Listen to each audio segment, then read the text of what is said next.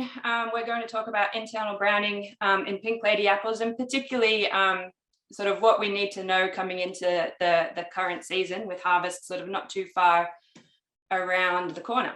So the sort of reason we wanted to get together today and talk about internal browning was there's been quite a lot of discussion, quite a lot of interest in internal browning, because in the last year, so the 2021 harvest in Australia, there seemed to be a fair amount of internal browning showing up, and it wasn't sort of in one location. It seemed to be pretty persistent around the different growing regions in Australia last year. So knowing that that's what happened last year, we thought this was a good opportunity to sort of get together, talk about internal browning disorders in general, their causes, how we can best manage them, and both in the orchard and from the post-harvest side of things. So I'm going to start fairly basic, and we're going to talk a little bit about disorders in general, and then we're going to get more specific about pink ladies, and then more specific about this current season. So in terms of post-harvest disorders, I think, again, starting sort of at the basics, one of the most sort of fundamental things to understand is that disorders are not diseases. So there's no pathogens involved here. We're talking about the fruit itself. Disorders can be caused by a range of pre and post-harvest conditions. For the most part, we are talking about a combination of pre and post-harvest conditions that result in internal browning. And because we have that mix of combination of pre and post-harvest, we often need to talk about a holistic approach. So we want to understand what we can do in the orchard, as well as what we can do on the storage side when we're talking about both the diagnosis of a disorder and the management of a disorder. So disorders can result in either external or internal injury, or both. And internal browning, which is what we're here to talk about today, is a common symptom of apple physiological disorders. So a good place again to start is, what is internal browning? So internal browning results from the oxidation of cellular contents by polyphenol oxidase. So we have the phenolic compounds in the cell. Those get oxidized into a mid-step, which are called quinones. Those get further oxidized, and we end up with these compounds that have the brown discoloration. So for these two oxidation steps to happen, we need to have had the cell rupture, because these phenolic compounds are all inside of the plant cells. So for them to get oxidized, we need to have that cell break for some reason. So this is the same reaction that happens for all internal browning disorders in all apples. So why we have different disorders or different causes or different management strategies is we're all trying to manage what it was that caused this cell damage in the first place. Because once that damage occurs, that's where we have this reaction that happens in the fruit, and we end up with the brown discoloration. So all apples can brown. There's only the Arctic apple, which has been genetically modified not to brown, that won't brown. But any other apple, if you put it in the right or wrong storage conditions, you can get this reaction and get brown discoloration. So there's common presentations of internal browning in apples. The three main features that will result in internal browning are those that are related to maturity, those that are related to temperature, those that are related to the storage atmosphere. And then we have this kind of basket of other disorders. So they might have factors of one or all of these that are involved, but they're sort of a little bit peculiar or a bit specific, and they fall into this other basket. So today we're going to talk about each one of these factors, how they're involved and how we can identify them. And then we'll talk more specifically about the pink lady side of things once we sort of understand these different disorders and how they fit together. So our maturity and senescent related internal browning disorders. So the first thing that we talk about with disorders is their appearance, so that we can try and identify which disorder we might be looking at when we're looking at an apple with internal browning. So one of the key indicators for this type of internal browning is that we have this diffuse margin. So what I'm talking about there is we have a brown affected tissue here, and then it sort of fades into unaffected tissue here. It's not what I call a distinct margin, where you have that really harsh line between the unaffected and the affected area of the fruit. So with these disorders, we have this fading of the severity. The other point to keep in mind is that with maturity or senescent related internal brownings, this damaged area is often fairly soft or mealy. So if you sort of push on that with your hand, you can push the cells apart and you have that sort of soft, mealy texture.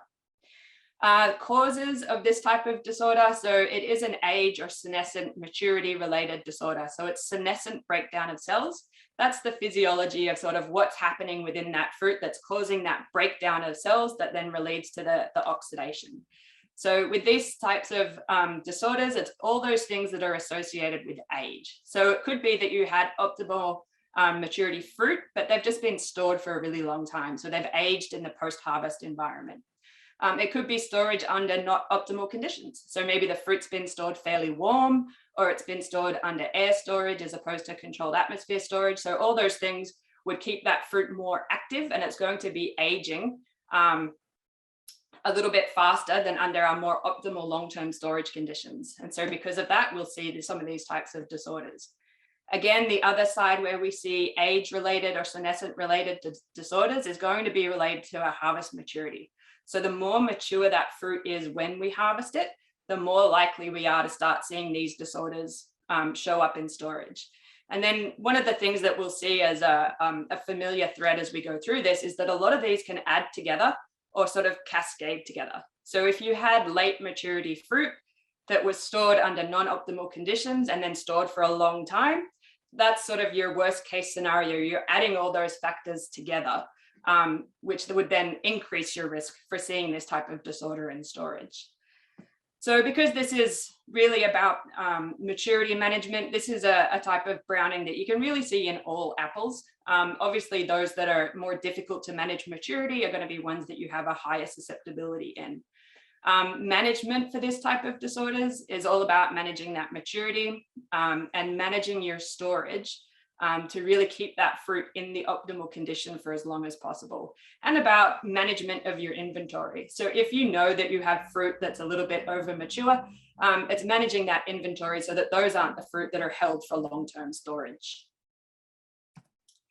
So if we move then into a chilling injury related internal browning. So here's that contrast where here we have a defined margin between the damaged and the undamaged area. So we really go from some quite severe internal browning here, but there's a really harsh line between the brown and the undamaged tissue, as opposed to that previous one where we had that real fade in severity. So that's one of the good telltale signs for chilling injury, is we get this defined edge. One of the other good ways to tell chilling injury is, I call it a donut expression. So you see that it's fairly circular, but you have an area of undamaged skin or undamaged flesh between the skin and the damaged area. And then you also have this area of undamaged flesh around the core. So it is this donut sort of shape. So if we go back a slide, you'll see that this senescent disorder goes right up to the edge of the skin. The chilling injury is where we have this donut expression of the browning. So in terms of a cause of what's happening that ends up with this type of browning, it's storage below a threshold temperature. Now, we can't really give you a specific temperature of what that is because it's going to depend on the variety of the fruit. Different varieties have different thresholds of where they like to sit, which is why we have different recommendations for different apple varieties of what their minimum storage temperature would be. But when we store fruit below that threshold temperature, we damage cell membranes. That ends up breaking the cells, and we end up with that browning reaction that happens and causes that internal browning.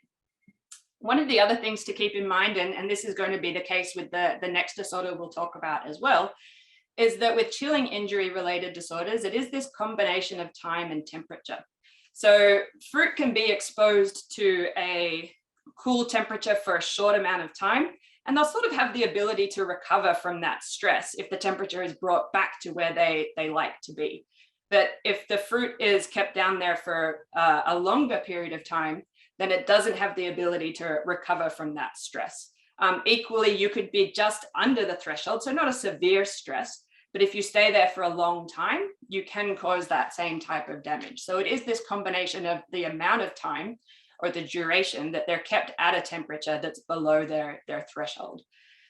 Not all varieties are particularly susceptible to chilling injury, but a lot of the more modern varieties do tend to be, because they have a parent that has a chilling injury susceptibility. So pink ladies that we're going to be talking about today, these are susceptible to chilling injury. And that's why we go through some of the stepwise cooling and procedures that we do that we're going to talk about. So for managing chilling injury susceptible varieties, it's about how we manage that cooling after the fruit is harvested. There's not really much we can do on the field side for this. It's about managing once that fruit's been harvested and goes into a cool store, is how we expose that fruit to temperature. So we can stepwise cool. We'll talk about this a little bit more as well. So that's just slowing down our rate of cooling. Rather than rapid cooling the fruit down to our final storage temperature, we're going to load the room a little bit warmer and then slowly bring that temperature down over a period of weeks or months to get to our final destination temperature. The other piece with a chilling sensitive variety is what that final destination temperature is. So with our more severely chilling sensitive varieties, we want to be above 2 degrees Celsius. And then again, this all comes down to variety and experience of knowing what that final destination temperature would be to try and avoid the development of this type of disorder. So the third main type of storage disorder that results in internal browning is those that are related to the storage atmosphere. So again, here we have quite a defined area of browning between the damaged part of the fruit and the undamaged. But the real characteristic when we're talking about CO2 injury is we get what's called these lens-shaped pits or cavities. So we get these holes in the flesh that are usually in the same orientation as the vascular tissue. So you can see that the CO2 is accumulating in these really tight cells along the vascular tissue. And that's where the damage is caused. So they're usually in these nice patterns that come across the star shape of the vascular tissue. So similar to the chilling injury, damage here is usually pretty firm. We're not seeing that soft or mealy texture like we do with the senescent related disorders. So with CO2 related disorders, it's usually, again, going to be exposing that piece of fruit to an atmosphere where the CO2 level is above the threshold that results in damage to the cell walls. So similar to our temperature story, this threshold is going to be really dependent on the variety as well as some of the experience or stress that fruit's been under. Like chilling injury, CO2 is a combination of time and concentration. So we can have spikes of high CO2, and we do very commonly see spikes of high CO2 during our storage of fruit, particularly when we're loading rooms or in that first sort of week or 2 weeks of fruit storage when fruit respiration is high. We will see spikes in CO2 in the storage room. But if those are relatively short, then we don't expect to see damage that comes down later in the storage life of that fruit. It's where we have long-term exposure to high levels of CO2. The other thing to keep in mind with CO2 damage is it is very influenced by the level of oxygen. So the lower our oxygen level is, the more risk we have with CO2 exposures. If our oxygen is quite high, so when we're in sort of air storage environments, but we have those fluctuations in CO2, we tend not to see issues. But it's when our oxygen starts to come down where we're going into CA storage or ultra low oxygen or other types of low oxygen storage that we then need to be very critical of how we're monitoring our CO2 levels. The other thing with CO2 is the risk period is really that first sort of 6 to 8 weeks out after harvest. We're not going to see the damage then. We're going to see that disorder show up after about 4 or 5 months of storage. But it's the susceptibility to developing that injury is really that first 6 to 8 weeks. That's when we need to be really critical of how we're managing CO2. And again, using oxygen during that time is a really good way to make sure that we're not getting into damaging CO2 levels. Similar to chilling injury, not all varieties are particularly susceptible to CO2, but Pink Lady that we're talking about here today is not only susceptible to chilling injury, but also susceptible to CO2 injury. So those are our big three. So maturity, chilling injury, and CO2 injury are big three that explain most of the internal browning disorders that we see in apples. Then we have this sort of basket of all these other disorders that sort of don't nicely or neatly fit into one of those categories. So some of these are specific varieties. So Braeburn browning disorder, yes, it's very influenced by CO2. Yes, it's very influenced by some other things that we know, but it's not, doesn't sort of neatly fit as exactly that kind of disorder. So it gets to be its own disorder. Pink lady, envy, these are other varieties that they sort of fit some of those classifications, but they end up getting their own name. Nutrient deficiency, this is one we're going to talk about a little bit more later on as well. Can definitely relate to internal browning. We can get browning. So in this case, this is water core breakdown. So you can be predisposed by another disorder. So there may have been another disorder present, either at harvest or during storage. That disorder may have cleared, but then that's been enough to initiate an internal browning disorder later on in storage. Where this gets particularly complicated, and some of what we'll talk about today, is a lot of disorders are a combination of factors. Unfortunately, most things when we're talking about fruit and physiology don't fit into nice clean boxes. So we end up having this combination of a little bit of column A and a little bit of column B, and multiplied by a little bit of column X is what sort of results in our disorder. And then we have all these disorders that we just don't really even know what causes them. So that's why we keep working and we keep studying internal browning. So that brings us to pink lady internal browning. So now we've had this sort of background on the different disorders, what causes them, what sort of things are involved. Now we can talk more specifically about pink lady. And one of the reasons that pink lady browning is particularly interesting and particularly confusing is it's not a single disorder. So this is what makes it a little bit complex. We have 3 different disorders. So we have a type that's generally called diffuse. We have another type that's generally called radial. And then we have a third type, which is just straight out CO2 injury. But the challenge is we can confuse these for each other. These are some really nice, clear pictures. It doesn't always look as nice and clear as this. So we can get these 3 different disorders and we can confuse them for each other. So if we're not sure which disorder we're looking at, then it can make a challenge for us not only to diagnose the disorder, but to try and implement management strategies around that disorder. Because if we don't know what we're looking at, it can be hard to then try and manage it. So the other thing that we're going to talk about here is that pre and post-harvest factors are both really important.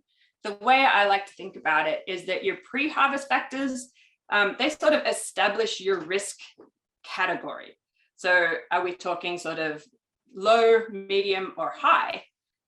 As a general risk of my fruit for this season, because our risk changes every year, as I'm sure everyone is aware and experiences with this nice roller coaster of internal disorders that we get from year to year. So pre-harvest factors sort of put us in a ballpark, and then post-harvest factors manage that risk to be either the minimum or maximum of that risk. So say we had sort of a moderate risk coming out of the orchard. Now it's up to my post-harvest management to try and manage that to be its lowest possible moderate risk. Or if it's mismanaged, I could end up at the highest possible end of that moderate risk of developing internal browning. Sorry, I'm trying to keep an eye on time, but I know we've got a bit to cover. So the next part is that all these relationships can be complicated. So pre-harvest factors and post-harvest factors are involved in pink lady internal browning. If we talk about some of those pre-harvest factors, fruit maturity is definitely a piece of this. So we know that radial type is very influenced by that senescent type internal browning. So managing fruit maturity is very important. Climate is a piece of this, and we're going to start talking about that in the next slide. Nutrition and crop load, also very important and very interlinked together. So low cropping trees tend to have higher incidence of browning. Calcium is going to be our most important element here, and low cropping trees also tend to have low calcium. So managing crop load and managing nutrition, a lot of it is involved in managing our calcium levels. The reason for that is that calcium is involved in cell wall strength. So if we can keep our apple cell walls nice and strong, both in pre-harvest and post-harvest environment, we're going to be less likely to have those cell walls break down and then less likely to get these internal browning disorders. Pre-harvest chemistries are going to be important, particularly when we start coming up to the harvest season. So anything that's a plant growth regulator that might have an impact on our fruit maturity. Irrigation relates to tree stress. Tree stress will have an effect on internal browning. Tree age, younger trees tend to be a little punky, have fruit that tends to have a little bit more disorder going into storage. And then block history. Most of us will know or have blocks or areas of our blocks that just have a little bit higher incidence in browning. So knowing our block and knowing that fruit. Post-harvest factors, so it's those ones we've already covered in terms of the fruit physiology of disorders. So our storage atmosphere is really important, particularly the first couple of weeks, like we talked about, and our storage temperature. So both our rate of cooling and what our destination or final storage temperature is. And then these are both going to also interact with your storage duration. So the longer that fruit stays in storage, the higher that risk is of fruit developing browning. And then the complicated part is that all of these can cross-relate with each other, which is why I think we get to this next slide, which might be a little bit disappointing, but hopefully it makes sense as to why I've put this here. But there's no silver bullet, either for predicting the risk or for managing the risk, because there's just so many factors that are involved here. So in terms of predicting, I believe seasonal climate is a good tool to get you in the ballpark. So it's going to help you find out whether you're in that sort of low, moderate, or high risk, but it's not the only thing that you should be looking at. And you shouldn't be looking at it sort of in isolation. You need to also consider some of those other pre-harvest factors that we've talked about there. And again, on the post-harvest side, so there's nothing that's going to be a complete control or a complete management tool. If we know we're in a moderate or a high risk season, then it really is about managing all those things the best we can, both pre-harvest and post-harvest, to try and keep us at the bottom end of that risk category as much as we possibly can. So when we start talking now about this season, climate is going to be our best tool to kind of figure out where we are in terms of what we're expecting to see in the coming year. So the tool that we use for developing that is the growing degree days above 10 in your orchard. So these are the calculations here. In terms of what they mean, they are very straightforward, but it can be a little bit overwhelming or confusing. So what you're going to do is find your closest bomb station, or if you have your own weather station in your orchard, you can use the data from that as well. That's going to give you a more accurate read. But again, I think climate's useful, but don't get too caught up in the details because it's not the only thing. And we need to take into account all of our other factors that we have going on as well. So once you've got some climate data, then you're going to work out your date of full bloom. Again, if it's off by a week or two, that's not going to significantly change your model. Then we're going to calculate our daily average temperature, which is what this top equation here is, which is you take your maximum temperature plus your minimum temperature, divide them by 2, and then we subtract our base. Our base for this model is 10 degrees. If your average daily temperature is below 10, we just change it to a 0. So we don't have negative accumulation in the model. And then you add all of your daily temperatures together from your date of full bloom to your date of harvest. And that gives you your total seasonal growing degree days. If you don't have your own weather station and you want to use BOM data, Rose found this great resource. The website was really long and convoluted, so I turned it into a tiny URL. So Queensland DAF have a nice website. So if you go to tinyurl.com/applegdd, there's a really nice website there where you can select your region. They even have a nice map, so you can pick the BOM station that's closest to you. And you can put in your dates and it will tell you your growing degree days for the season that you select. And you can go back historically as well and look at the data.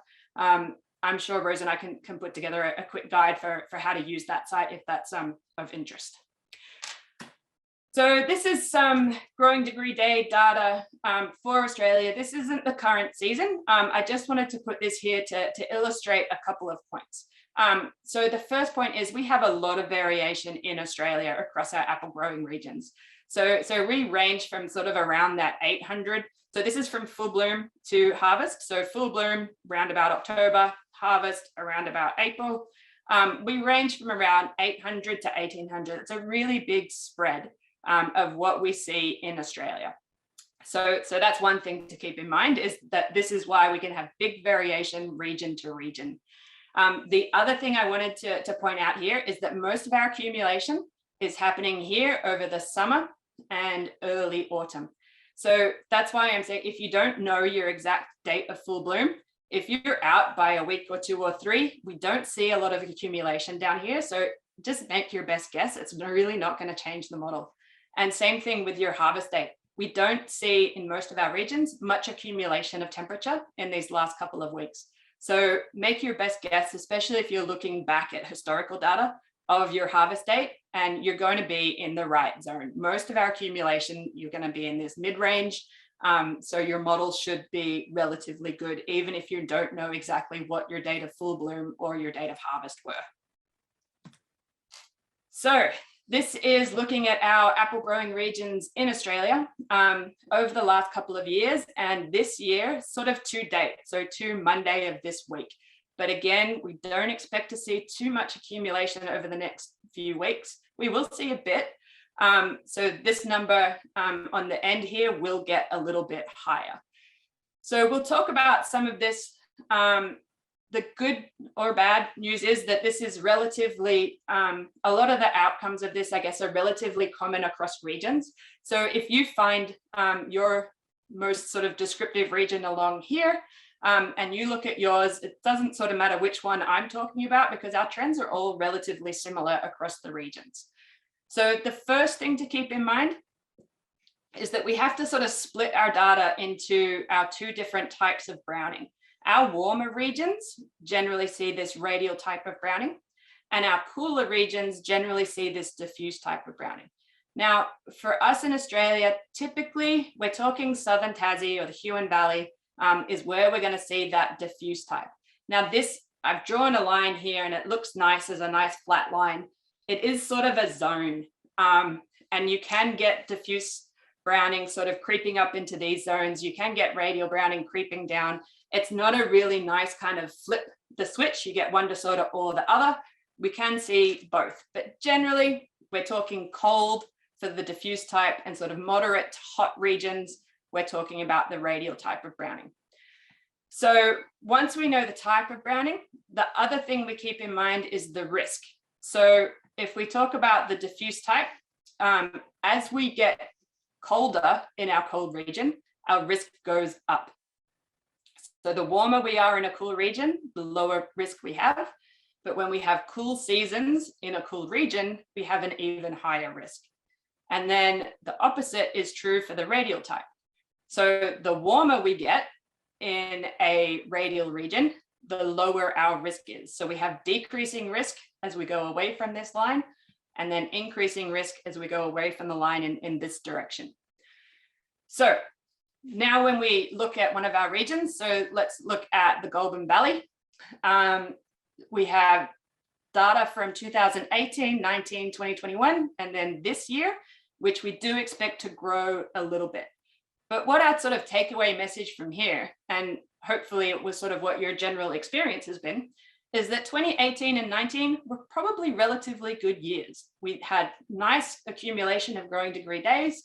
So we were probably at low risk across most of these regions for internal browning in those years. When we look at 2020 and 2021, so last year and the year before, here we've had much cooler seasons, pretty much across the board, except maybe West Australia had some warmer weather in 2020.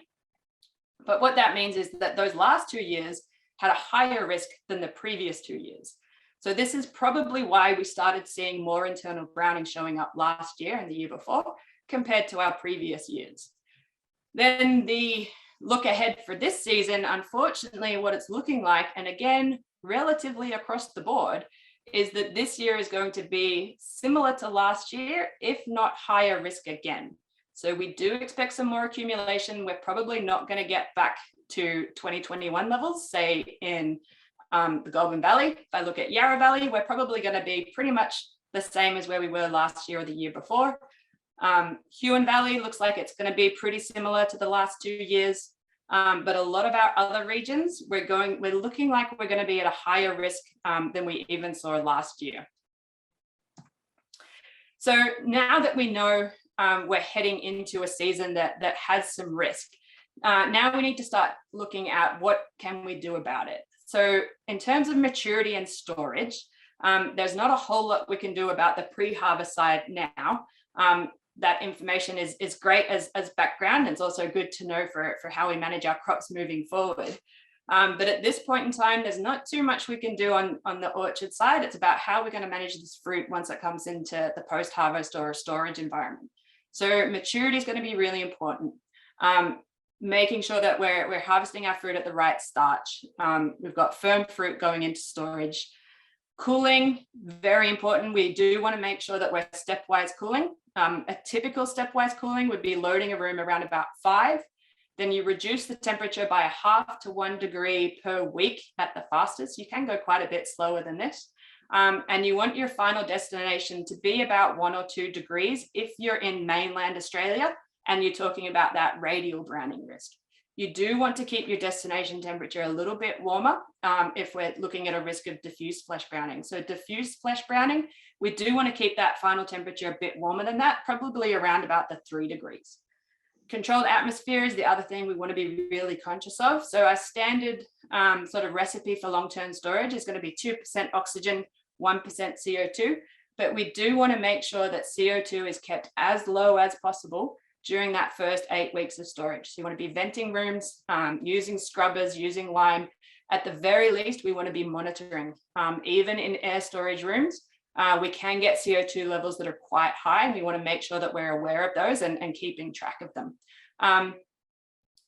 In order to sort of reduce some of that risk a little bit more, it is fairly common to delay establishment of CA as well. So just making sure that you're not bringing oxygen down, because that's going to increase our risk in that first 6 to 8 weeks. So sort of get your cooling under control. Once cooling sort of nice and calm down, then start applying your CA. You don't need to rush into CA with a Pink Lady. It's a nice firm apple. It's not going to lose a lot of condition. It doesn't need to go into rapid CA. So that's our sort of optimal situation. But then we want to talk a little bit about what happens when we need to compromise our optimal situation, because reality is it's not going to be optimal. So what can we do, especially knowing that we're going into a season that has a little bit more risk than some of our previous seasons? So when we're trying to manage a variety for an internal browning disorder, we can end up in this compromise between quality and managing the disorder. So we want to keep the temperature a little bit warmer so that we can prevent the disorder. Well, but by keeping our temperature a little bit warmer, now we're managing our quality, because we can't keep our fruit for as long if we're keeping our fruit at a warmer temperature. So these are all these compromises that we need to be considering when we're managing how we put this fruit into storage. So from a pre-harvest side, like I said, we've only got a couple of weeks now until harvest, so there's not too much we can do on the harvest side. It is all going to be about managing maturity. We need to make sure that we're not getting fruit that's over mature, because that's going to put us into that senescent browning risk. When we already know we have a risk, it's going to push us a little bit higher into that ballpark of risk if we're not managing maturity. So make sure you're checking fruit, checking starches. Don't just wait until you sort of predicted harvest to start checking fruit. Make sure that you're out there checking starches and seeing how maturity is going. You can use plant growth regulators. So if we're talking about Harvista, to hold maturity. So if you need to get around a weather or labor event, we do want to make sure that we're getting that fruit off at the best maturity that we can for long-term storage. We also want to get consistent fruit in bins. So Pink Lady is not a variety that we can typically strip pick. We do want to get multiple picks, and that's to try and get consistent fruit in the bin.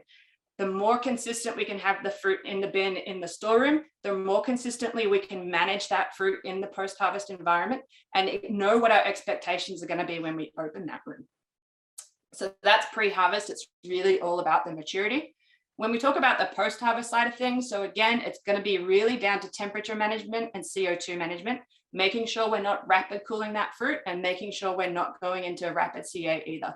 With Pink Ladies, it's really going to be sort of about low and slow. We can cool them down slowly, and we can slowly go into CA. We don't want to rush the fruit. That's going to increase our risk for the development of disorders. The other piece of the post-harvest side is really about inventory management. So if you know you have blocks that maybe have a little bit more advanced maturity, or they're from areas of your orchard that are a little bit more stressed or have more of a history of internal browning, if we can try and manage that inventory to make sure that those fruit don't go into your long-term storage, because time is your other factor in this. If we know that fruit has a risk, we don't want that fruit to go into long-term store, because that's where we're more likely to see these disorders developing. So this is the last slide. It's just a bit of a summary of that for you. So again, with pink lady browning, we've got 3 different disorders that we're managing. The diffuse type, for us in Australia, it's mostly going to be southern Tassie. That's a chilling injury, but again, we can see this in southern parts of Australia as well. Tends to occur in cool regions. We want to manage maturity as best we can. We want our destination temperature to be a bit warmer, so around about 3 degrees. And we want to make sure we're keeping our CO2 as low as possible. And certainly we don't want to be going above 1%. That radial type of browning is a senescent type breakdown, but it's also very influenced by CO2. It's going to occur in our warmer regions. Again, managing maturity is really key. Stepwise cooling is important. And for this type of browning, we don't want to go below 1, knowing that this season's got a higher risk than what we've seen recently. I'd probably be more comfortable at sort of a 1.5 or 2. And again, we want to manage our CO2. CO2 injury, it's just a straightforward CO2 injury. We just manage it the same way we would any other CO2 injury, which is, again, managing maturity and managing our CO2 to make sure that we're not exceeding our thresholds. So I know that's a lot of information, and I know I can talk very quickly. So please feel free to get in touch if you have questions that we don't run through today.